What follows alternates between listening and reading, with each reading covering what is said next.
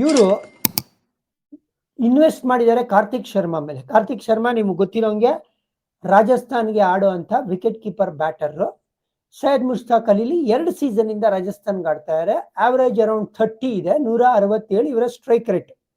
ಇವ್ರ ಹೆಸರುವಾಸಿಯಾಗಿರೋದು ಅದು ಈ ವರ್ಷ ತುಂಬಾ ಚೆನ್ನಾಗಿ ಆಡಿದ್ದಾರೆ ಅಂತ, ಬಿಗ್ ಹಿಟ್ಟರ್ ಅಂತ. ಅಂದ್ರೆ ಆ ಫಿನಿಷರ್ ಪಾತ್ರ ಬೇಕು, ಫಿನಿಷರ್ ರೋಲ್ ಅಲ್ಲಿ ನನಗೊಬ್ಬ ಬೇಕು ಅಂತ ಯೋಚನೆ ಮಾಡಿ ಅದರಲ್ಲೂ 6 ಹಿಟ್ಟರ್ ಬೇಕು ಶಿವಮ್ ದುಬೆ ಜೊತೆ ಅಂತ ಕಾರ್ತಿಕ್ ಶರ್ಮಾ ಅವ್ರಿಗೆ ಆ ಒಂದು ದುಡ್ಡನ್ನ ಕೊಟ್ಟು ಆ ಪಾತ್ರನ ಫಿಲ್ ಮಾಡಕ್ಕೆ ಪ್ರಯತ್ನ ಪಡ್ತಾರೆ. 14.2 ಕೋಟಿ. ಇದು ಟಾಟಾ IPL ಇತಿಹಾಸದಲ್ಲೇ ಯಾವುದೇ ಅನ್ಕ್ಯಾಪ್ಡ್ ಪ್ಲೇಯರ್ಗೆ ಕೊಟ್ಟಂತ ಹೈಯೆಸ್ಟ್ ಬಿಡ್ ಅಮೌಂಟ್.